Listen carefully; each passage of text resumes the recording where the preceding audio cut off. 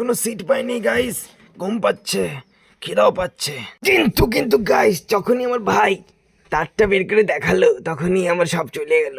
তো অবশেষে ভালোবেসে পাবলিক আমাদের সিট দিয়ে গেল। ইয়া গাইস, অ্যাকচুয়ালি কি গাইজ বলো তো, দেবদার 5 বছর পরে কমার্শিয়াল মুভিতে কামব্যাক হচ্ছে। সে লাস্ট আমি হয়তো সিনেমা হলে রোমিও দেখতে গেছিলাম, দেবদার মুভি, তারপরে যাইনি, এই খাদান দেখতে যাচ্ছি। তো আমি বহুত এক্সাইটেড, তার জন্য জার্নি মনে হচ্ছিল না। কিন্তু আমার একটা জিনিস ভালোভাবে মনে হচ্ছিল কি, আমার দর্শকদের একটা চুমু দিই। আমরা ওখানে পপকর্ন খাবো, ম্যাগি খাবো, কিন্তু আকাশকে দিব না। হ্যাঁ, ওই সালা, আমাকে যারা প্ল্যান, এত বড় সাহস তোদের! সালা, যখন ফাইনালি সিনেমা হলে কাছাকাছি চলে আসলাম তখন আমি এটা মোবাইল নিয়ে আগে পিছিয়ে কেন করছিলাম জানি না, এক্সাইটমেন্টের কারণ হবে হয়তো।